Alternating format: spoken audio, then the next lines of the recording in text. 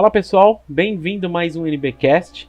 Nesse falaremos sobre os carros mais bonitos desde o surgimento do automóvel até 1939. Meu nome é William e o carro mais bonito dessa época não foi criado por Carl Benz.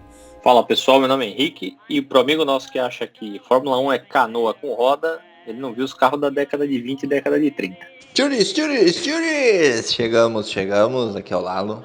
Fala pessoal, meu nome é Matheus e uma das coisas que eu mais gostaria de ver hoje seria pegar a galera que projetou esses primeiros automóveis de mais de 100 anos atrás e colocar eles na nossa realidade atual de 2019 e ver como eles reagiriam nos carros que a gente tem hoje. Fala pessoal, aqui é o Gustavo e é uma sacanagem a pauta nesses anos porque o Henrique e o William têm uma vantagem, né, já que eles viveram nessa época. Provavelmente acho que o Gustavo, talvez o Lalo mande alguma coisa, então eu vou colocando os inserts deles aí ao longo do tempo, né? Então essa pauta é enviada por Humberto Amorim e Rodrigo Lopes, que basicamente dizem o seguinte: como sugestão para o NBcast, vocês poderiam falar, na opinião de vocês, os carros de rua mais belos de todos os tempos. Inicialmente, assim, eu pensei em separar em 5 carros e falar, cada um falar sobre eles, né?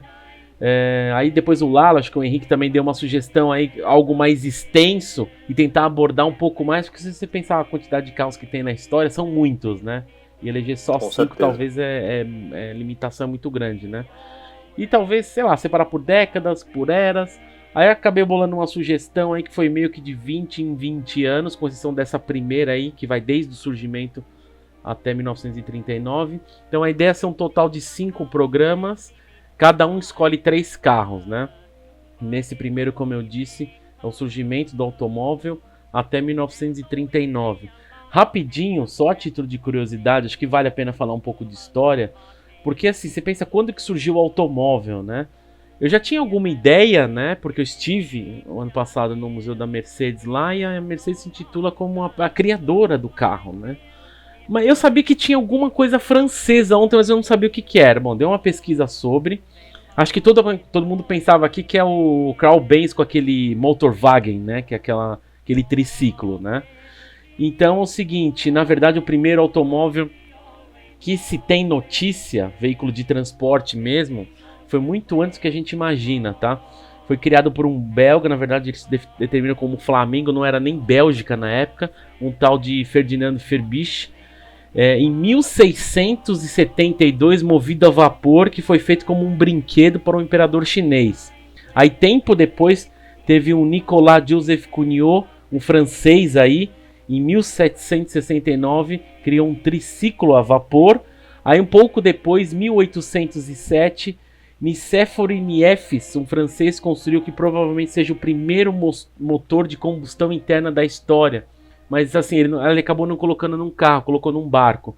Nesse mesmo ano, François Isaac de Rivaz, outro francês, criou também um motor a combustão, que era uma mistura de hidrogênio, oxigênio, e usava uma espécie de uma faísca elétrica, né? Um motorzinho para funcionar.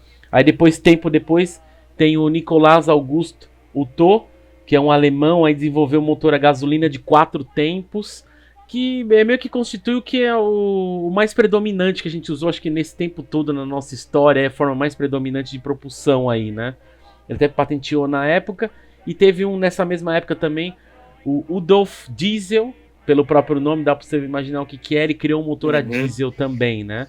Aí, um tempinho depois, é engraçado se for ver na evolução, porque até agora eu falei, motor a vapor, combustão, hidrogênio e oxigênio. Aí, em 1838, teve um cara que desenvolveu a célula de hidrogênio, que foi uma das tecnologias apontadas como substituto no motor a combustão a gasolina dos carros de hoje, né? Foi descoberta a princípio por Christian Friedrich Schaeffwein. Aí depois você vai descobrindo que a bateria do carro foi inventada por Anios Chedelik, que também foi um dos inventores do motor elétrico e do dínamo. Cara, você foi pensando assim, tudo já existia. A questão é que naquela época não tinha comunicação, então todo mundo tinha uma ideia parecida perto do que acontece hoje, né? Acho que todas essas derivações movidas a vapor, elétrico, combustão e tudo mais. E teve o Gaston Platé, que inventou a bateria de chumbo ácido, que foi usado por muito tempo, isso em 1859. Mas assim, voltando para a história mesmo, você pensar o que a gente conhece, quem perguntar quem foi o primeiro carro, acho que a primeira coisa que você pensa é o Carl Benz, né? Foi lá em 1885, desenvolveu o primeiro veículo movido a gasolina de produção, que é o tal do Patent Motorwagen. Até eu busquei uns dados dele aqui, na época, o carro custava $150, equivalente hoje a 4.184 dólares.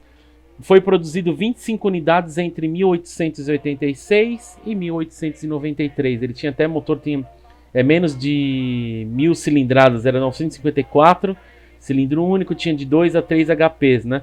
Mas aí eu fui vendo e falei, agora eu tô com curiosidade, deixa eu ver um negocinho aqui. Aí você vai ver um cara que chama Hansel E. Olds, o criador da Oldsmobile, que infelizmente uma empresa não está mais aí, é uma empresa americana, né? Ela acabou uma época comprada pela GM, depois ela acabou falindo, acho que no final, acho que foi 2004, se eu não me engano, que ela saiu totalmente. Esse Hansel, em 1901 até 1907, ele é creditado por produzir o primeiro veículo em massa. Ele até fala, eu peguei os dados, foram 425 unidades no primeiro ano e 2.500 unidades, isso em 1902. Aí você fala, pô, mas espera aí. O primeiro produção você pensa que foi o Henry Ford lá com o modelo T, mas não, tem um antes aí, né? Até eu achei um dado aqui também, ó.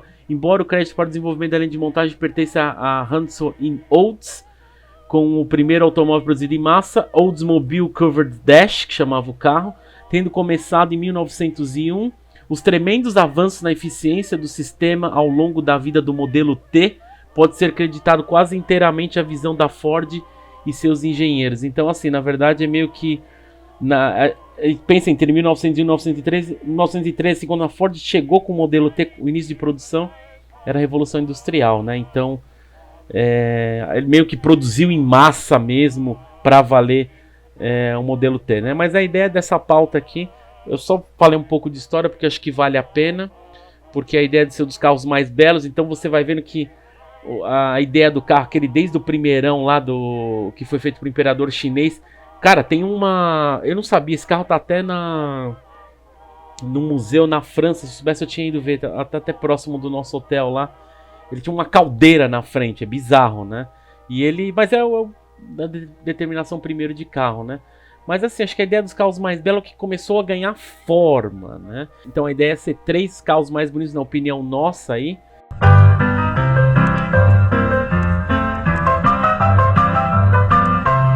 Bom, vamos lá. Então, primeiro colocar assim, que naquela época não se tinha muito essa noção de design, então as coisas parecem mais ou menos iguais, tá? Então, foi difícil selecionar uns 3 carros aí para falar, porque, como eu já disse, era tudo muito parecido. Qualquer ideia, chassi ali, muitas vezes de madeira, 4 rodas, uma carroceria ali mais ou menos, então ou era formato de charuto, ou era formato de caiaque, formato de canoa. Você pode escolher o que você queria, né? E parafraseando Henry Ford, você podia escolher qualquer cor do modelo T desde que fosse preto. Carroceria, você podia escolher qualquer carroceria desde que parecesse um charuto, um caiaque, uma canoa, alguma coisa assim. Então, indo aqui do menos bonito para o mais bonito, né, na minha opinião, a gente pegou desde o surgimento até o final da década de 30, então, obviamente, os carros mais bonitos tendem a estar no final da década de 30, começaram a surgir algumas coisas um pouco mais diferentes. O primeiro que eu selecionei aqui é um carro de 1939, que era o nosso limite aqui, é o Auto Union Type D. Então, a Auto Union, para quem não sabe, a maioria que escuta esse podcast vai saber isso, claro, é a predecessora do que a gente conhece hoje como Audi. Então, era a fusão de 4 marcas, incluindo a própria Audi, que se juntaram para fazer carros na década de 30. E não apenas fazer carros de rua, como também carros de competição. Esse Auto Union Type D foi um segundo caso aí, né? Então, carro de competição. Os Auto Unions, eles foram desenvolvidos a princípio com motores V16, com Supercharger, que era a receita de corrida naquela época. Então eram carros que tinham mais de 500 cavalos, atingiam mais de 320 km por hora, isso em 1930, né? Estamos lembrando aqui. Mas, em decorrência de algumas limitações nas competições daquela época, o V16 não podia mais ser utilizado. Então o Type D surgiu como uma resposta da Auto Union a essas regulamentações, com o motor V12 3.0 da Porsche Supercharger. E o Supercharger rendia 1.7 bar na época. Então esse carro tinha um pouco menos de 500 HP, eram 478, 550 Nm, um câmbio mecânico de 5 velocidades, 850 kg e um formato mais de charuto mastigado impossível. Então era um carro que na aerodinâmica não era lá grande coisa, mas é um carro que assim se destacava um pouco do formato que era visto na época, e principalmente por esses números impressionantes da época aí. Foi por isso que eu selecionei o Type D. Comentando nisso, aliás, que você tá falando, eu vi lá no Museu da Audi também é uma recomendação, vou falar também Isso. eventualmente no Museu da Mercedes, você encontra esses carros, tá?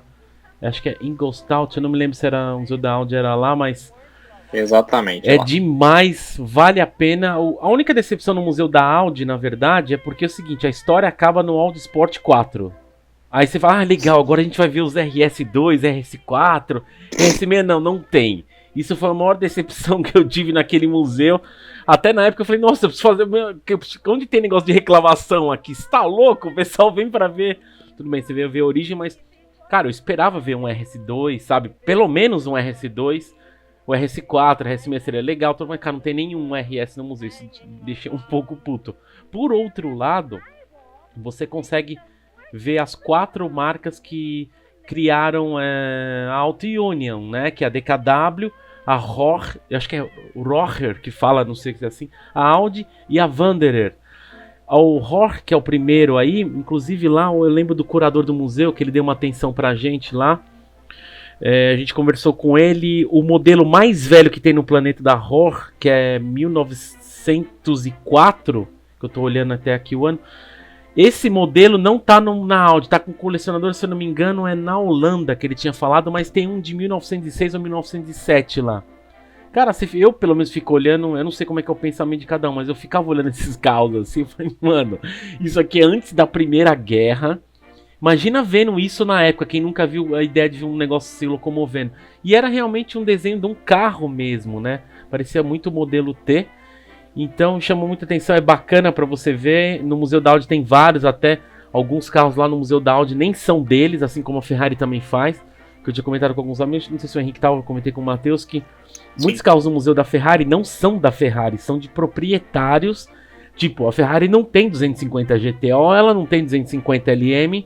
Isso ela, entre aspas, paga para os proprietários emprestarem o seu carro e colocar no Museu de Maranello. Muitos carros ali, até que você coloca na plaquinha, tá bem pequenininha a plaquinha emprestada, agradecimentos ao proprietário, acho que nem tem o nome do cara, mas aparece uma plaquinha agradecimento, porque uma das coisas que a Ferrari, tipo, ela amarga isso daí, que ela não tem esses carros antigos, ela depende dos outros, assim, de colecionadores e tudo mais. A própria Audi também tem vários carros que não são deles, mas é legal. Vale a pena você conhecer, porque esse Auto Union que o Henrique falou tá lá no museu. É bonito você pensar que tem carros ali que passam de 400, 450 km por hora. Você fala, mano, os caras usavam isso aqui, sabe? É uma loucura, com certeza. É uma marca que vale a pena, né? Mas passando pra mim aqui, falando também. Assim, os 3 carros que eu vou citar, que eu vou falar sobre, tem no Brasil. E eu já vi eles pessoalmente. O terceiro aqui que eu vou falar é um clássico, já falei um pouquinho antes aí, é o Ford, é o modelo T mesmo, acho que é um carro propriamente dito. O carro começou lá, entrou em linha em 27 de setembro de 1908 e foi até 1927, então ele passou o período aí de Revolução Industrial e Primeira Guerra Mundial, até quase a crise de 29, né? O motor do carro era inline 4, né? Era 4 cilindros em linha, 2.9, tinha 20 HPs, câmbio de 2 marchas. É eleito o carro mais influente do século XX, porque ele produziu assim, acho que foram mais de 29 mil unidades, era absurdo assim o que era produzido, se pensar na época a proporção que tinha de pessoas comparado a hoje, né? E o primeiro carro de veículo em massa. Até eu achei uma frase do Henry Ford que diz o seguinte: eu vou construir um carro para a grande multidão, ele será grande o suficiente para a família, mas pequeno o suficiente para o indivíduo correr e cuidar. Ele será construído com os melhores materiais, pelos melhores homens a serem contratados, com um projeto mais simples que a engenharia moderna pode conceber. Mas será tão de baixo preço que nenhum homem que tem um bom salário será incapaz de possuir um, e desfrutará com sua família a bênção de horas de prazer nos grandes espaços abertos por Deus. É uma puta frase bonita sem ser pensar que eu falei um tempo atrás com o Corny sobre o negócio de Cartigo, as primeiras corridas e tudo mais. A gente pensa, pô, as primeiras corridas, que legal, tal, né? Mas não tinha asfalto. Então você vai ver as primeiras corridas, cara, os caras passavam, era só deserto, árvore, não tinha isso. Então os caras tinham que construir um carro razoavelmente bom, sabe? A Rolls-Royce, eles usam até esse lema nos carros de hoje, que eles produzem carros assim, a ideia até no Cullinan, que é voltar a construir carro para todos os terrenos. Então a ideia do Cullinan, que é o SUV da Rolls-Royce, é enfrentar qualquer tipo de terreno, né? Então aqui no Brasil a gente tem alguns modelos T's aí. Eu acho que eu vejo um a cada 2, 3 meses. E a mesma coisa, quando eu vejo um modelo T, eu fico pensando, falei, nossa, esse carro já passou por tanta coisa, sabe? E eu sou aquele que, tipo, emparelho do lado, fica olhando o carro assim, desde construção, falei, nossa, esse carro tanta história, já viu tanta coisa que a gente nem imagina, né? E eu acho assim ele bonitinho. Acho ele mais bonito que o modelo A. O modelo A, como diz um amigo, ele é muito carroção. O T ele é mais bonitinho, mais apresentável. Parece uma carroça. Parece uma carroça, velho. Parece mesmo. O modelo A, se você for pesquisar. O modelo T é mais bonitinho, sabe? E fica imaginando, cara, isso popularizou. E é como você falou, você escolha qualquer cor, desde que seja preta. Tipo isso, exatamente. Era o que era falado na época, que era uma produção em série, né? Então é isso aí, minha terceira escolha. Eu queria comentar um pouco em cima do modelo T, porque quando a gente fala de carro é meio difícil não associar com o modelo T, né? O modelo T foi o carro que inaugurou o segmento de produção em massa propriamente dito, né? Igual o William já falou, foi introduzido um pouco antes pelo criador do automóvel, porém, como tudo que é desenvolvido aí, vem um cara e melhora e acaba tomando a ideia para ele. Foi mais ou menos o que aconteceu com o Henry Ford. Então, ele melhorou tudo que você imagina dentro de uma linha de produção. Então o Ford Modelo T era um carro que era produzido muito mais rápido e de uma forma muito mais, digamos, dinâmica entre aspas, né? Os operadores ficavam ali, a linha de produção passava na frente deles, então o carro vinha até eles e eles faziam uma parte específica do projeto, do processo de fabricação desse carro. Esse método ficou conhecido como Fordismo, foi um ditador assim das grandes linhas de produção até a década de 50, quando surgiu o toyotismo, mas isso é assunto para outro podcast. Mas, assim, eu encontrei alguns números aqui, só rapidinho, antes de você falar. Uhum. Pouco mais de 16 milhões e 500 mil. Nada a ver, eu vi. Ford Modelo T. Eu vi aqui. Tudo bem. Assim, produção de época a gente nunca vai achar o número certo mesmo, mas é um número impressionante, não deixa de ser impressionante ainda hoje em dia. Numa lista de 2012, o Ford Modelo T ficou em 8º lugar, numa lista dos 10 carros mais vendidos de todos os tempos. Então, se você imagina assim, na década de 20, na década de 10, década de 20, ver um negócio desse andando na rua, era praticamente hoje a gente tá andando na rua e vê uma nave espacial. Então, quando foi anunciado esse carro em larga escala, em questão de dias, assim, 15 mil pedidos já estavam colocados na mesa de Henry Ford. Então, você imagina a revolução que isso foi. Não foi o primeiro carro, mas com certeza é injusto não dizer que é um dos mais influentes, se não o mais influente. É um dos números que eu achei aqui, só para complementar. Que número você falou? Aqui eu vi pouco mais de 14 milhões. Nossa, 16 milhões e 500. Bom, mas que seja isso daí. Quem tiver curiosidade para ver como funcionava, aliás, tem eu lembro na época do colégio isso daí, que a gente estava na época estudando história sobre a evolução industrial mesmo. Tem um filme do Charlie Chaplin que ele mostra bem como que era. Tempos modernos. Era tempos modernos, então, que ele vai fazer a linha de montagem. E é muito engraçado porque é um processo meio mecânico. Então você fica colocando peça, tira da esquerda, põe pé direito, e fica fazendo o dia inteiro. E ele, como é que se fala? Ele cria um certo vício. Então tudo que ele vai fazer, ele faz um movimento que ele tá na linha de produção. E é muito interessante, assim, óbvio que tem uma parte de humor, mas é bacana você procurar sobre a ideia do Charlie Chaplin, que retratava muito a Revolução Industrial, né? E também convido todos a ver como era dirigir um Modelo T. Porque apesar de ter volantes, pedais e tudo, não era assim que o carro era dirigido. Tem até um episódio legal do Top Gear, Sim. Que largam o Modelo T na frente do... Na verdade, assim, eles fazem uma aposta, né? Quem vai deixar um carro por mais tempo dentro de um dos hotéis mais famosos lá de Mônaco. O Richard chega com o Modelo T, larga na frente do hotel, os manobristas não sabem tirar o carro de lá, o carro acaba ficando lá passando a noite. Meio que fantasiaram um pouquinho, né? Mas era difícil de dirigir. A ideia do episódio que eu me lembro, eles queriam achar, desculpa, né? Eles queriam achar qual foi o primeiro carro propriamente em que o pedal da esquerda era embreagem, o do meio era freio, a direita o acelerador e o câmbio normal como uma manopla, vai? Tipo, eles queriam achar qual foi o primeiro carro, eu não lembro, tá? Eu vou, eventualmente, eu tô vendo os Top Gears antigos, eu vou esbarrar com esse episódio, poderia ter pesquisado, mas a ideia é procurar qual foi o primeiro carro que mais, entre aspas, parece com as características do moderno, porque eles vão testando, tipo, um é o acelerador, é o pé da esquerda, o freio é o da direita, o do meio, o freio, como é que é, a embreagem é na mão, eles vão pegando vários tipos de carro que tinham na época, pra tentar achar qual que era o que ficou o padrão. Eles acham lá, eu não lembro qual que era, mas é bacana, depois eu procuro aí, e mais pra frente eu comento com vocês.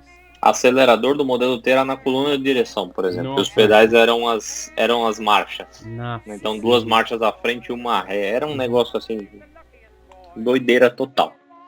Segue Mas, aí. né, só para vocês verem, mais um exemplo aí. Como o Ford modelo T foi influente, pero não mútil, né? Então o método que a gente conhece hoje de direção não foi inventado no Ford modelo T, fiquem tranquilos. I am about to drive the world's first car. This was invented by Carl Benz, patented in 1886. Of course, this is not the real thing, this is a replica. Um pouquinho difícil fazer uma lista dessa porque muitos carros tinham um visual meio quadrado ou aquele visual mais parecendo um charuto e não tinha muito essa preocupação tecnológica, mas sim uma coisa mais assim. Algumas passavam o motor para as encarroçadoras, né? Os carros eram encarroçados, e outros, como eu falei, faziam carros muito quadrados, alongados, quadrados e praticamente só. E aí é uma tarefa um pouquinho árdua para montar uma lista dessa, até porque não é muito minha área, minha praia, alguns desses carros. Mas fiz algumas listas de alguns carros que ou me chamaram a atenção ao longo dos anos, ou que eventualmente numa leitura automotiva, alguma coisa me remeteu. Não é bem um carro, mas eu vou começar fazendo abrindo a lista, né? Não é um carro, é uma moto, mas para quem não conhece, assim como eu também não conheci, eu fui pesquisar, fiquei apaixonado pela estética. Foi a BMW R7 1934. Para quem não conhece, abre o Google aí agora e vai olhar, um negócio assim absurdo a moto, influência Art Deco, uma coisa meio curvilínea. A moto não foi produzida, inclusive, tá? A BMW fez apenas um protótipo para dar início à linhagem de motos esportivas que eram as R7, mas a moto ficou esquecida, acho que por 60, 70 anos num porão. Para a época, o visual assim, extremamente ousado, um negócio assim revolucionário, extremamente, não tem o que falar, tem que abrir o Google e visualizar a moto. Um negócio meio curvilíneo, estamos falando de 1934. Para quem não conhece, dá uma olhada aí depois, dá uma googada aí, vai ver que negócio absurdo. É uma obra de arte em 2 rodas assim, que merece estar aqui realmente na lista, mesmo o foco sendo automóveis, tá? Bom, como vocês sabem, eu sou, acho que dos que estão conversando aqui, o que gosta mais dessas lasanhas antigas. Às vezes eu, depois do almoço, sinto para conversar com vocês de algum carro que eu vi num leilão que estava rolando. Agora a gente está numa época boa de leilão, vários eventos históricos acontecendo nessa época do ano, né? Porque é verão na Europa, então tem o campeonato histórico de corridas históricas lá tá rolando. Eles costumam atrelar essas corridas com algum tipo de leilão e sempre aparece alguma coisa que chama a minha atenção. Vocês sabem que eu gosto muito de protótipo, né? Eu tenho essa atração, fixação por carros que são protótipos, foram protótipos, porque eu me interesso muito por essa questão de desenvolvimento e eu acho que tem uma coisa meio pessoal da pessoa que trabalhou, perdeu o sono no desenvolvimento, no projeto de um determinado carro, daquele carro em questão, né, que eu estou falando a respeito do protótipo. E eu acho interessante, eu acho que tem muito carinho envolvido ali, até umas histórias engraçadas que a gente pega uma coisa ou outra, curiosidades, né? Às vezes o carro até acaba sendo um pouco melhor do que a versão de produção, porque ele não vai ter tanto isolamento acústico, ele vai ser um carro mais leve. O motor tá bem amaciado, né, que passou por muitos testes. Até acho que dá para comentar isso hoje. A F50 que a gente tem aqui, né, que ela é uma das 3 protótipos,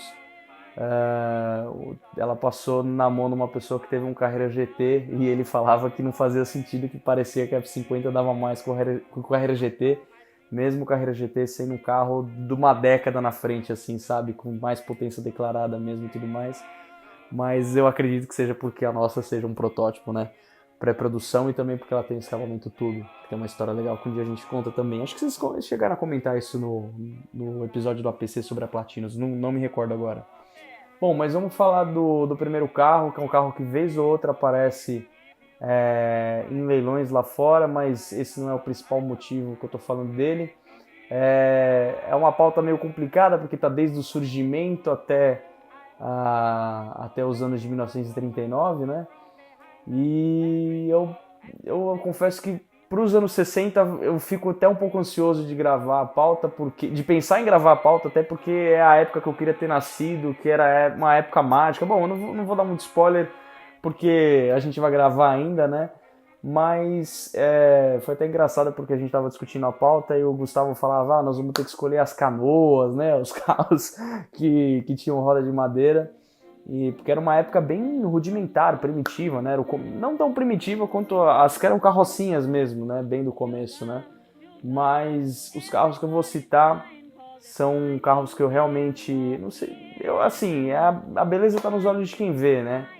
Então eu acredito que, que eu vou sendo bem sincero, esse áudio está sendo encaixado aí na gravação, então eu não sei as escolhas do Henrique nem do William, eles não me deram spoilers aqui, eu tô gravando sozinho. Então eu acredito que eles devem ter escolhido carros com carrocerias complexas, né, que tinha muito do coach building da época, né, que o cara mandava o chassi para alguma empresa que encarroçava o carro. Então eu acredito que, como eles são muito refinados, eles devem ter escolhido alguma coisa muito bonita. Mas como eu disse, beleza tá nos olhos de quem vê. E a minha primeira escolha é o Bugatti Type 35. Que realmente, quando o Gustavo zoou, falando nós vamos falar de canoa, eu falei, poxa, realmente o Type 35 ele parece uma canoa, mas na minha opinião é uma canoa muito bonita. Para quem não sabe direito que carro que é, o Chris Harris, quando testou, até recentemente já no Top Gear, o Chiron, ele dirigiu uma réplica do Type 35 que é produzida por uma empresa argentina chamada Pursan, que até o Jay Leno, se eu não me engano, fez um vídeo a respeito dessas réplicas no canal dele. Eu não sei se ele tem uma réplica deles, mas eu lembro que o carro passou pelo canal. E é um carro que, assim, eu penso na década de 20, na década de 30, sabe? É realmente aqueles carrinhos apertados, pequenininhos, que o piloto e o copiloto, né, o passageiro dele, estão dirigindo com os ombros batendo, né, bem apertados, o motorista pegando o volante, sabe? O próprio, até tava vendo o vídeo do Chris Harris aqui, que deu vontade, porque eu gosto bastante desse carrinho, e ele fala que você esterça o carro com os ombros, né? Era um jeito diferente, uma tocada diferente, o próprio freio traseiro você puxa uma alavanca do lado de fora do carro, né? Ali meio que ao lado da alavanca do câmbio, né? Um negócio bem peculiar assim, mas eu penso em década de 30, o comecinho ali de Le Mans, o próprio Targa Florio da época, tipo, quando nasceu era esse tipo mesmo assim de carrinho, carrocinha, né, que os caras dirigiam na época. Acho muito engraçado, e até foi um carro que foi muito competitivo para Bugatti. Eu tava puxando umas coisas aqui, eu não lembrava tanto, ele foi provavelmente um dos Bugattis mais vitoriosos de toda a duração da marca até hoje, né? Eles ganharam várias corridas de GP também, né? Que é o tipo pré-Fórmula 1 que tinha ali na época, né? E é um carro que eu acho muito bonito. Ele é bem simples, assim, se você for parar pra pensar, né? Mas eu gosto muito do design dele. Acho que é uma coisa bem objetiva pra época, assim, tipo, icônica, se pensar finalzinho dos anos 20, comecinho dos anos 30 ali. É o primeiro carro, assim, que você fala, pô, pensa no carro de 1930, é o primeiro carro que eu penso. Então, como falei, beleza tá nos olhos de quem vê, mas eu acho um carro muito bonito, assim. Também por essa questão do romantismo da época, né? Eu escolho ele, mas é a minha primeira escolha. Bom, pra mim, todos os carros dessa época são muito parecidos, né? Então, por mais que eu conhecia, acabei de ver que eu conhecia muito pouco carro dessa época. Então eu acabei tendo que dar uma pesquisada e, tipo, por pouquíssimas fotos eu fui meio que escolhendo uns que me chamaram mais atenção. Não diria que são os carros mais bonitos que eu já vi, mas, tipo, pelo menos dessa lista que eu achei aqui agora, pelo esse site, foram os que acabaram desculpa, me chamando um pouco de atenção. O terceiro colocado para mim é um Auburn Model 898 de 1931, né, que dando que isso, para pensar, é uma marca que hoje em dia a gente nunca viu, né? Eu só descobri essa marca por causa dessa pauta aqui agora. E é um carro que, sei lá, foi o que eu falei, ele parece muito todos os outros dessa época. Eu acabei achando esse daqui mais bonitinho porque a primeira foto de um que eu vi é um vermelho meio vinho, com uma roda cromadinha, com aquela faixa branca nos pneus. Então, sei lá, acabei achando esse daqui bem bonito. Quando Ford apresentou o sistema pela primeira vez em 1913, o único carro levava 12 horas e meia para ser montado. Ao final dos anos 20, uma unidade do Ford modelo T saía da fábrica a cada 24 segundos. Segundo carro da minha lista aqui. Não tem como ser gearhead, não tem como ser apaixonado por carros e não falar em qual marca italiana? Ferrari? Não. Alfa Romeo. Então não tem como ser gearhead e não falar sobre Alfa Romeo. Jeremy usa muito essa frase, se você é gearhead, você tem que ter tido pelo menos um Alfa Romeo na sua vida. Vamos falar de um modelo aqui de 1938, que é o Alfa 8C, e não 8C Competizione, igual vocês conhecem hoje, o carro que gerou essa nomenclatura dentro da Alfa, que foi revisitado recentemente com o 8C Competizione. Então, o Alfa 8C 2900B Corto Mille Miglia. E depois desse nome e sobrenome que dão inveja a Dom Pedro, vamos falar um pouco sobre o carro. O Alfa 8C nasceu em 1931. Então, por que 8C? 8 cilindros. Sim, é exatamente por conta disso. 8 cilindros, é por isso que chama Alfa 8C.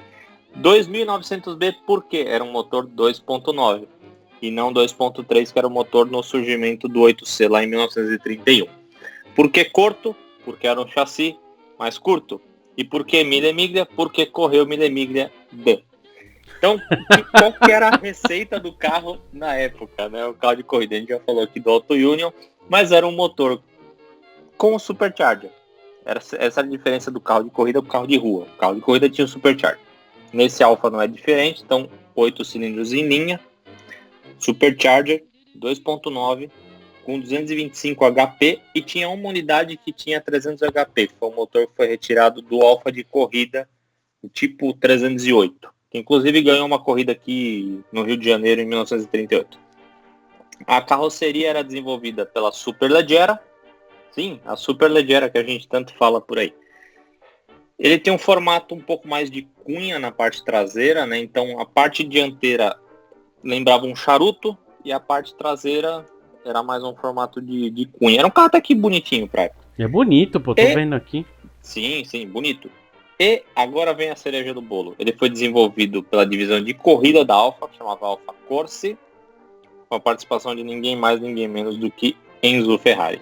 A Alfa mandou 4 carros desse para a corrida de Mille Miglia. Eles ganharam primeira e segunda posição em 1938. Então um carro com um cor esportivo aí até que relevante. O Enzo, ele correu muito, né, com o Alfa Romeo antes de criar a própria Ferrari. Lembra um pouco da história da Ferrari vindo agora, que eu tinha lido na época, que ele ia criar, mas ele queria esperar acabar a Segunda Guerra, né? Então o nome Ferrari mesmo, mas ele já criava alguns modelos, né? Ele correu muito com Alfa também. Legal, é bonito, cara, eu não conhecia não. Assim, por foto, assim, já vi o modelo em si, não conhecia não, bacana. Bonitinho. Bom, a minha segunda aí, então, também tem no Brasil, é um modelo raro, é um Bugatti, chama Bugatti Type 57C Stelvio Cabriolet by Gangloff. É um carro que foi produzido entre 1933 a 1939. Ele tinha um motor inline 8, que é 8 cilindros em linha, né? 3.3 com 135 cavalos. O carro foi desenhado por Jean Bugatti, o filho do Ettore Bugatti, o criador da marca, né? Gangloff, para quem não sabe, é uma carroceria. Antigamente, como a gente falou da Superleggera, que é uma carroceria, a título de curiosidade também, Superleggera, para quem não sabe, porque assim, você fala Superleggera, a primeira coisa que lembra é Gallardo, pelo menos para mim, né?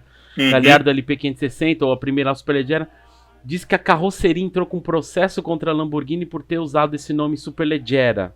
Então diz a lenda que na Huracan ia chamar a Huracan Superleggera. Não, foi proibido de usar esse nome. Então ela usou o nome Performante, né? Não usou mais Superleggera.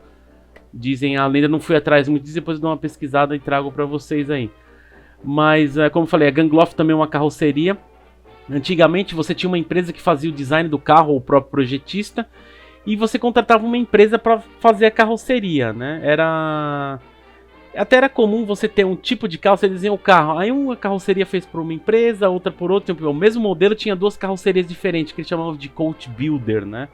Carroceria famosa, por exemplo, como a gente citou aí, o Henrique, Superleggera, tem a Gangloff, tem a Scaglietti, tem a Vanderplas, tem a Rembrandt, Bertone, Giugiaro, Ital Design, Pininfarina, Vignale, Fleetwood, Zagato, que usa muito para Aston Martin, né? E a Le Baron. Então são alguns exemplos aí. Na época era comum você ter um mesmo modelo, como eu falei, mas com carroceria diferente.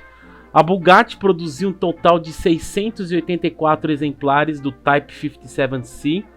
Só que assim, antes da fábrica da Bugatti ter sido forçada a fechar por causa da Segunda Guerra, né?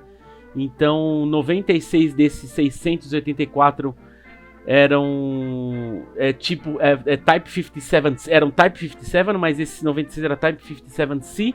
Até estimam que todos os Gangloff, todos os Bugattis Stelvios eram produzidos pela carroceria Gangloff, que eram 80 unidades. Eu procurei um pouco sobre ele, diz que 17 estão desaparecidos e 12 foram refeitos. Refeitos talvez por ter sofrido acidente ou ter trocado a carroceria, né? Até achei aqui em 2014 teve um leilão na RM Auction Monterrey por $770 mil, mas a gente tá falando de 2014, né? Hoje com os preços tudo inflacionado, provavelmente vai valer milhões e milhões. O Type 57C venceu o Grande Prêmio da França em 1936, as 24 Horas de Le Mans em 1937 e 1939, né? Então assim, é um carro que tem história. O que eu citei aqui, que é o 57C Stelvio Cabriolet, tem aqui no Brasil. Ele ficou uma época exposto no shopping Guatemi em São Paulo. Até eu lembro que o Lalo tinha tirado umas fotos. Depois eu fui ver o carro no dia seguinte, e depois eu vi em outros lugares, talvez acho que foi no Campos do Jordão. E é um carro muito bonito, assim, ele é grande, imenso, mas assim, tem vários tipos do Type 57C Stelvio Cabriolet.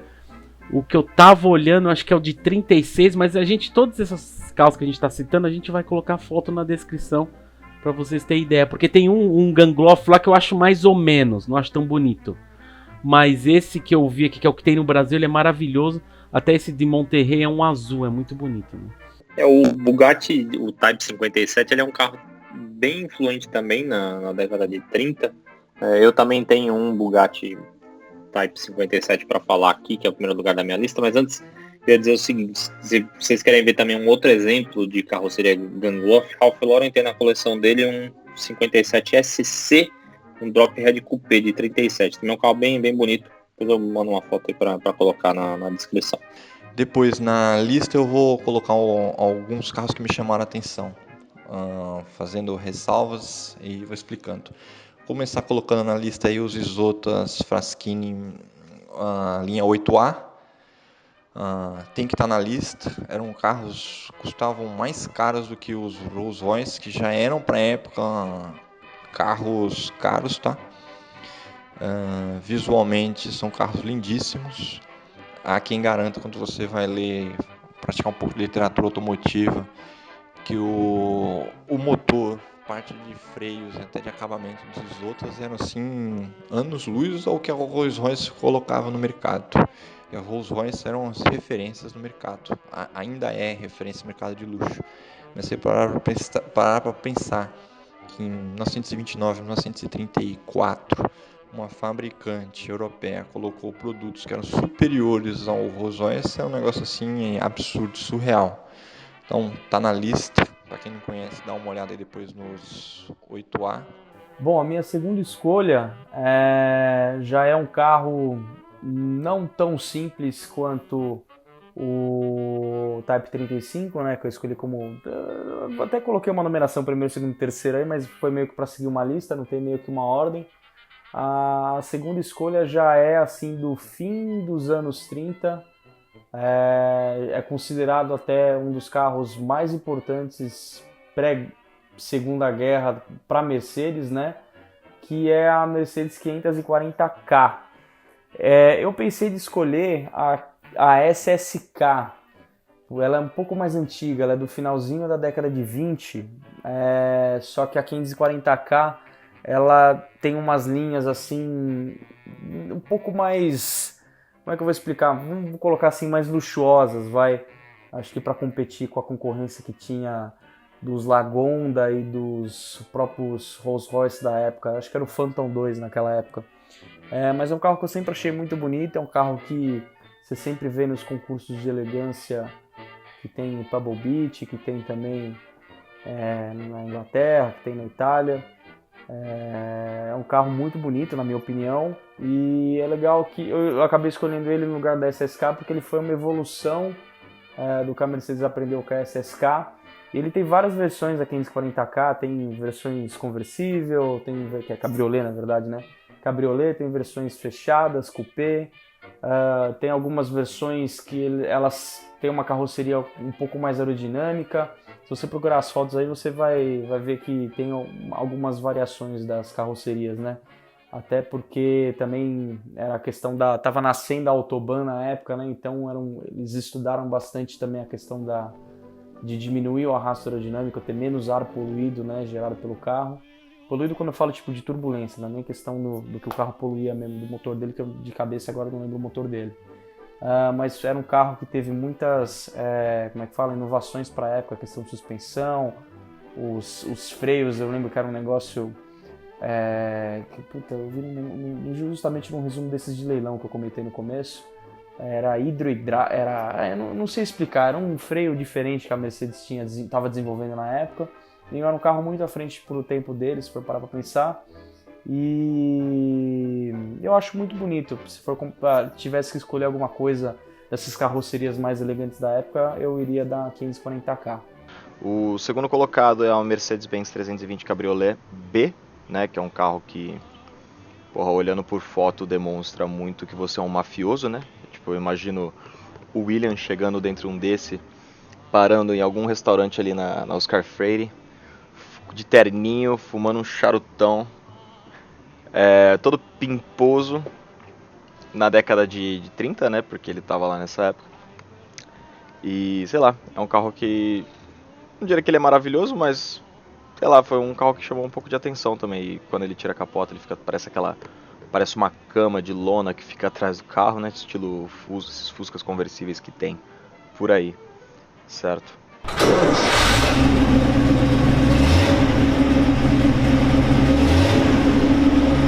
Today I'm standing in front of a Mercedes-Benz 500k Special Roadster. This car right here is one of the 29 ever made. Mas bom, vamos ao primeiro carro aqui da minha lista, que na minha opinião é o carro mais bonito até 1939. Também é um Bugatti, também é um Type 57, porém é o Atlantic 57 SC. Ele é um carro que ele foi baseado em um carro conceito de 1935, que era o Type 57 Aerolite. Não falo francês, então depois vocês corrijam a minha pronúncia aí, por favor. Tá? Esse carro, esse Aerolite, ele tinha como principal característica os painéis da carroceria, eles eram de magnésio. No carro de produção isso não aconteceu, foi usado o alumínio mesmo nos painéis. Ele tinha um motor 8 cilindros em linha, 3.2, só que ele era supercharged, por isso que é SC. O C é de compressor, né, de supercharged, e o S é sub-C, igual eu já falei, não falo francês, depois vocês corrijam aí. Mas nada mais é do que, traduzindo, ele é um carro mais baixo, então ele é um carro rebaixado. Então, S de rebaixado, C de compressor, ele rendia até 200 HP na época. Esse Type 57, o Atlantic, hoje sabe-se de 2 carros apenas, fora o conceito, né? O conceito não sabe-se lá Deus onde foi parar, mas o 57 Atlantic, um tá na coleção de Ralph Lauren, e o outro foi vendido num leilão aí em 2010 por cerca de 10 milhões de dólares. Hoje estima-se o valor do Atlantic em perto de 40 milhões de dólares. Talvez seja um dos carros mais caros do globo, mas é um carro que, assim, eu acho bonito comparado, claro, com o padrão que existia na época. Muita gente não vai gostar do design, a gente vai gostar do design. Era um negócio que ele dividia, era um meio divisor de águas, ou ame ou odeie, né? Eu gosto, eu acho até mais bonito do que os Stelvios, que os Gangloffs, e muito mais bonito do que o Type 57 mesmo, que nada mais é do que um charutinho com roda. Nossa, ele parece muito um carro do Pinguim, né? Sim. Ele é diferente. Eu tinha conhecimento. Não eram 4 desses carros? Acho que eram 4 na história, não é? Não, é verdade. Eu acho que eram 4 fora o conceito, né? O Aerolite, mas tá desaparecido. Alguns se perderam no meio do caminho aí. É muito bonito, eu acho bonito pra caramba.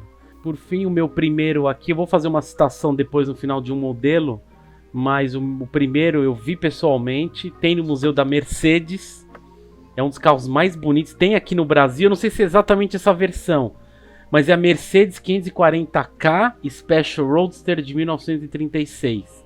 Bonito esse carro. No Museu da Mercedes tem a 500K e tem a 540. Eu não lembro se a 540K Special Roadster tem aqui no Brasil ou estava no Museu da Mercedes. Mas até estava olhando que ano passado esse carro estava em Pebble Beach.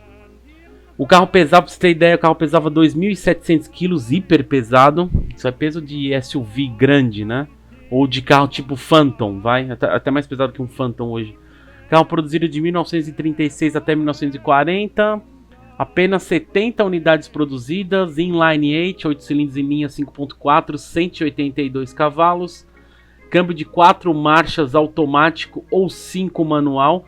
Sendo a última sendo overdrive, a máxima do carro é 170 km por hora. Tinha aquele banco de sogra atrás, que eu fui pesquisar, cara, em inglês chama Mother-in-Law Seat mesmo. Que você pensa assim, banco de sogra, né? Como é que é sogra em inglês? Mother-in-law, né? Tá Mother-in-law. Mas chama Mother-in-Law Seat mesmo, que isso acaba tornando o carro sendo 2+2, mas por ser a versão cabrio, então ele tem um negócio que você cobre, mas só cobre o passageiro e o motorista. A sogra se ferra lá atrás se chover, entendeu? Então, bom, mas essa é a ideia também, né? Até o pessoal tava lendo sobre esse carro que a parte da sogra lá, que é o assento da sogra que fica lá, o pessoal usava mais para colocar a bagagem da mulher que provavelmente estaria sentada no banco do passageiro. Eu dei uma olhada em leilão que teve recente desse carro, da Sotheby's, em 2016, teve um vendido por 9,9 milhões de dólares, tá? Esse carro é muito bonito, vai ter foto na descrição. Principalmente um vermelho que eu tô vendo aqui. Cara, é incrível. É um dos carros mais bonitos que tem. E esse é o meu carro mais bonito até 1939. Terceira referência, né? Porque eu já coloquei a moto, mas uma referência de algo que me chamou muita atenção ao longo dos anos. Se eu tivesse ganhasse numa Mega Sena, provavelmente estaria na minha garagem é os Morgan Super Sport 3 rodas, tá? 1934, 1935 até o 37 Super Sport, tanto a traseira achatada como a traseira arredondada com o pneu em cima. Eu acho extremamente lindo. Acho que até tem um em São Paulo, 1933. Nós estamos falando de 1933, 34, 35. E alguém se propôs a lançar um carro de 3 rodas com aquele visual, com aquele motor na frente. É algo que se você sai na garagem hoje, o pessoal vai achar que é um carro moderno, com motor antigo, não vai nem colocar que é um carro de 1934. De tão absurdo que é o projeto, de tão bonito que é o carro. Eu acho surreal para os padrões da época. E como eu falei, algo que eu teria na minha garagem hoje. Ainda é algo, se você for pesquisar, nós estamos falando de carros até 1939, hoje a maioria desses carros tem valores surreais. Mas para os padrões da época e hoje é um carro que você ainda pode ter na sua garagem de casa. Falando até em valores absurdos, tem que estar na lista de qualquer apaixonado por carro. Eu acho que se fizer uma lista dos 50 carros mais icônicos, mais lindos do mundo, os Bugatti tipo 57 vão estar na lista, tá? O Atlantique do Ralph Lauren é um negócio assim, qualquer apaixonado por carro não tem como não colocar na lista. O carro é lindo, é sensual, é uma obra de arte, traseira, frente, lateral, porta-suicida. O carro é surreal. Ele e o outro, acho que também está na coleção do Ralph Lauren, que é o tipo 57 SC Gangloff Drophead também. Negócio assim absurdamente lindo o carro. Então, tem que estar na lista qualquer desses Bugattis tipo 57, o Atlantique, o Atalante, então também nem se fala, é outro carro surreal com aquela roda traseira fechada. Corpo acho que feito em alumínio para a época, gera um negócio assim absurdo. O carro tem que estar na lista de qualquer um, tanto o Atalante como o Atlantique.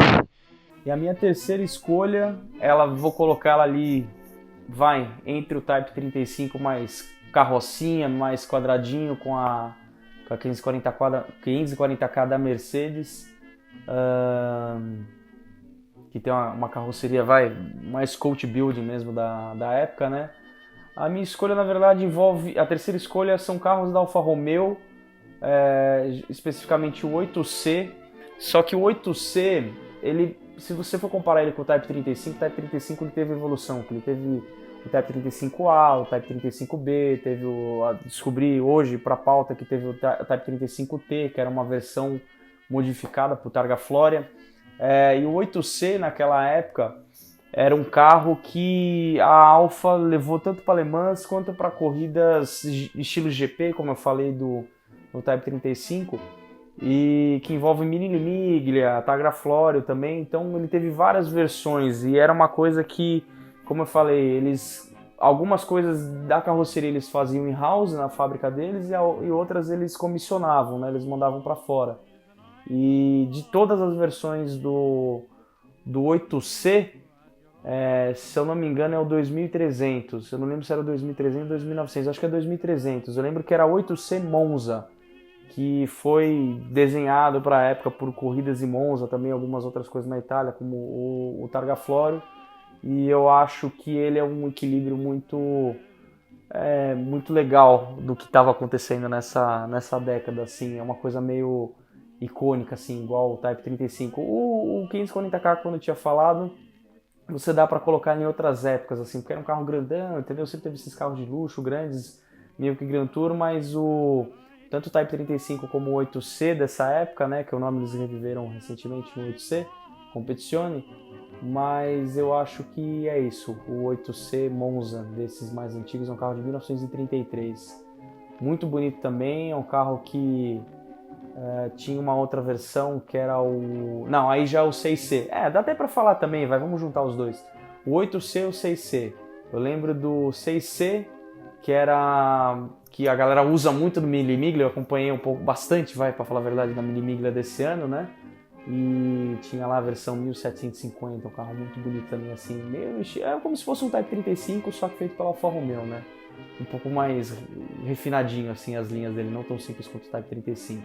E o 8C Monza, que eu acho que realmente é o mais bonito, aqueles paralamas mais redondos, assim, os faróis na frente, né? Um vermelho que não é um vermelho Ferrari, assim, um vermelho mais puxado pro vinho, mais meio sem vida, assim, eu acho ele muito bonito. Então essa seria a minha terceira escolha. E o meu primeiro colocado é um carro que realmente me chamou a atenção, né? Que é um Chrysler Imperial Custom 8 de 1932. Se você escrever isso daí no Google e pesquisar, você vai ver a foto de um preto. Que, cara, esse carro sim é maravilhoso. Beleza que ele parece com todos os outros, só que, não sei, ele parece extremamente imponente. Quando ele tá com a capota fechada, fica uma capotinha bem pequenininha. Sei lá, eu achei esse carro realmente muito bonito, né? E se não me engano, pelo que eu tava dando uma pesquisada, esse carro acabou sendo o carro mais caro entre os anos de 1926 e 1954. E custava mais de $500 mil, o que naquela época imagino ser dinheiros para um caralhos, né? Mas sei lá, esse eu realmente achei bem bonito, bem bonito mesmo. Então acho que é isso, eu falei, eu não faço a mínima ideia dos carros dessa época, foi a pesquisada que eu dei rápida e por cima foram os carros que me chamaram, passando uma 458 aqui. E acho que é isso. This is a 1936 Bugatti Type 57 SC Atlantic. It's rare, it's beautiful, and it's expensive. This gorgeous example is one of only 3 Type 57 SC Atlantics in existence today. One look at its stunning teardrop shape, impossibly curved fenders, and signature riveted spines, and you can start to see why this is such a special and coveted car. Você tem alguma citação, Henrique, que você gostaria de citar? Ou alguma outra coisa Cara, a mais? Pode ser o 540K. Eu ia colocar ele na lista também, só que eu falei, cara, não sei, acho que eu gostei mais do Alfa e por fim acabei encaixando o Auto Union aí, mas como citação, o 540K não tem como não citar. Uhum. Uma citação que eu queria comentar aqui, que vale a pena, pouca gente conhece, mas tem um colecionador aí, não tem no Brasil, aliás, eu acredito que não tem nenhum modelo dessa marca no Brasil, que é caríssimo, e tem um cartel lá nos Estados Unidos dessa porra. Nosso querido apresentador Jay Leno, ele tem o Duesenberg, ele fala muito do Duesenberg, né? Se vocês procurarem, vai ter na descrição, mas Duesenberg Model J, que é o modelo J, de 1931. Na verdade, um específico aqui, Duesenberg Model J Tourster by Derhan.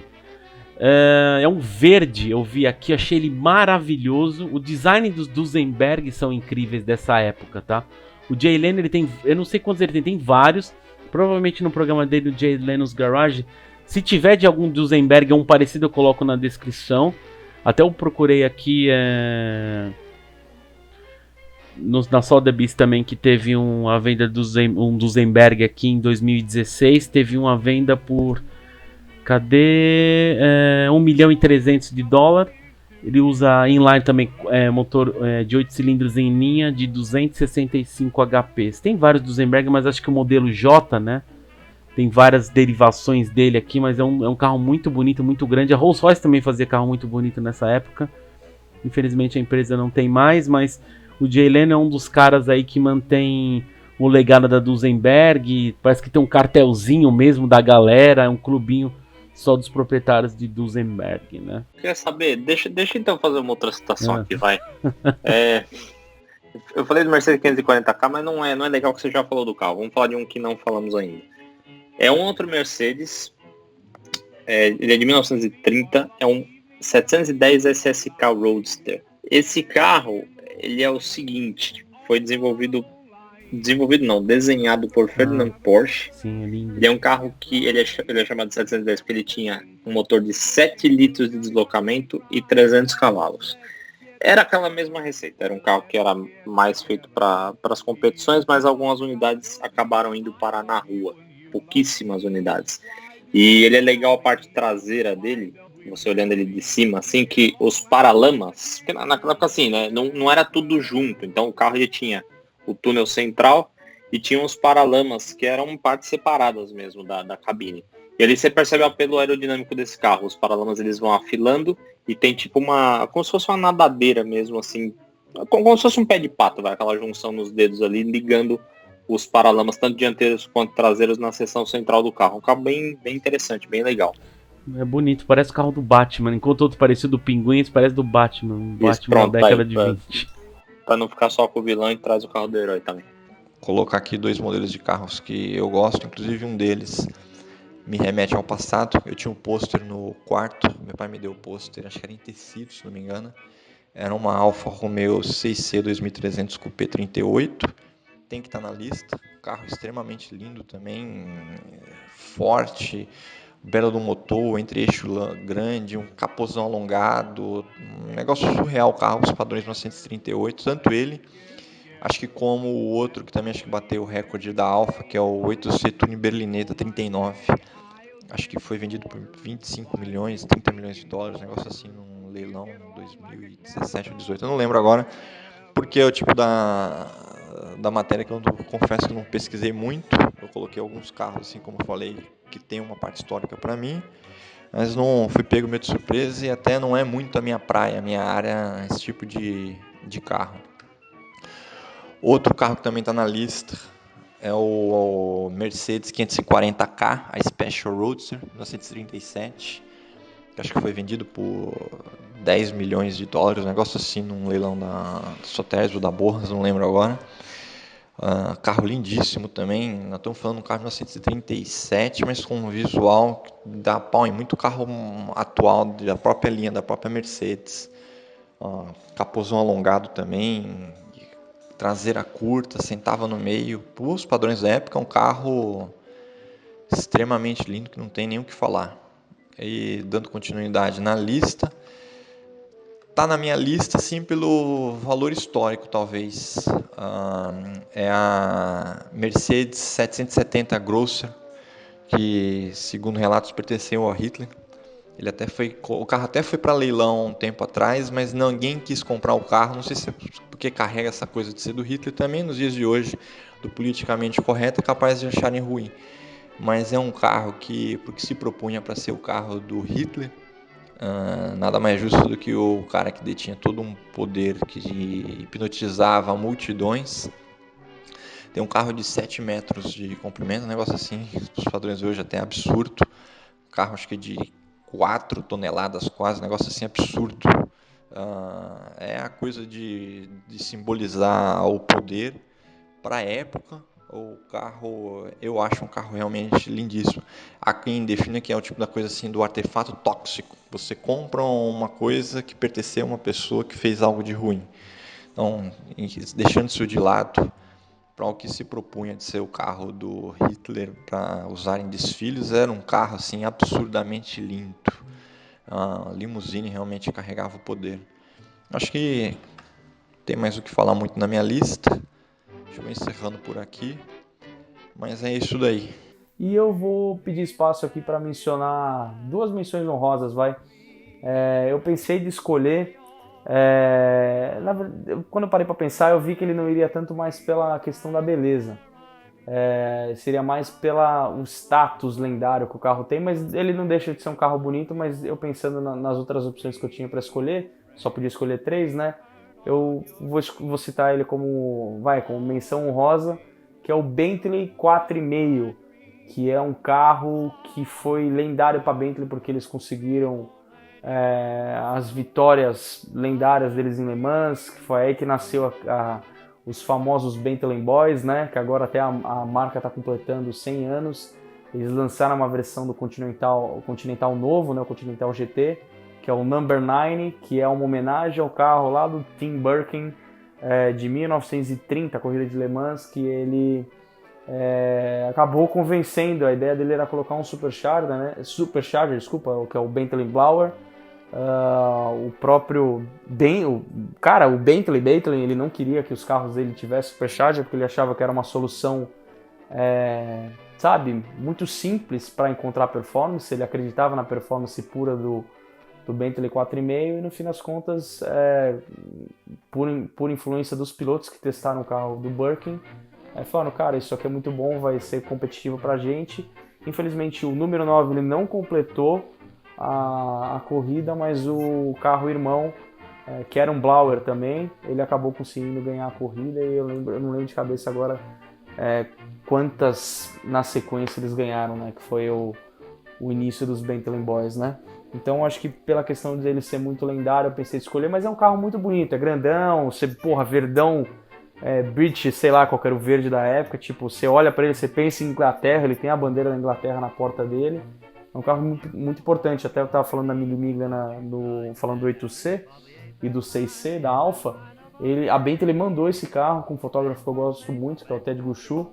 O cara dirigiu um carro de mais de quase 100 anos, né? Que ele é de 1930.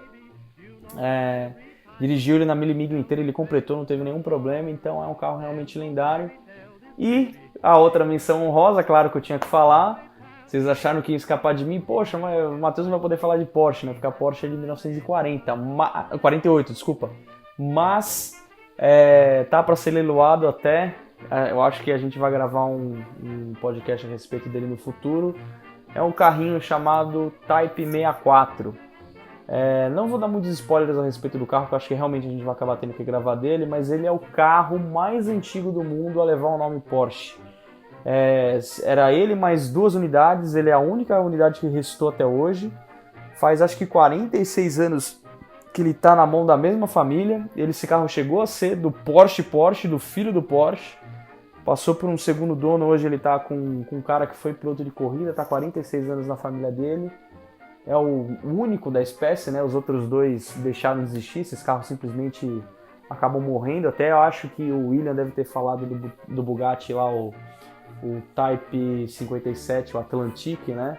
Que até onde qual foi essa versão nova? É Divo? Não é Divo. Não sei o que, Lavulture, né? O Divo é a versão semipista e o Lavulture Nord, um negócio assim que seria uma releitura do Atlantique perdido, né? Imagina achar esse Barfind um dia. E eu acho que ele acabou comentando. Mas é um carro lendário para Porsche aí, muito antigo, muito caro. Vamos ver, a gente deve falar no futuro. Continuo achando que carros da década de 20 e 30 parecem canoas com roda. Viu, Ian? Vê se aprende.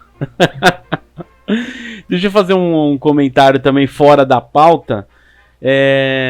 Teve uma pessoa, DNunes_SP, ele mandou uma mensagem inbox no Instagram comentando sobre a T-Cross e a T-Roc.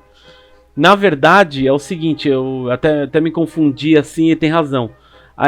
O modelo de evolução na linha da Volkswagen, que a gente estava falando da Cayenne Coupé no último NBcast, na verdade, assim, a de entrada, a primeira é a T-Cross. A T-Roc vai entrar entre a Tiguan e a T-Cross. Então, assim, é T-Cross, depois a T-Roc, porque a T-Cross usa, se não me engano, a plataforma do Polo. Aí a T-Roc é do Golf, aí tem a Tiguan e a Touareg. Inclusive, eu fui dar mais uma olhada aqui.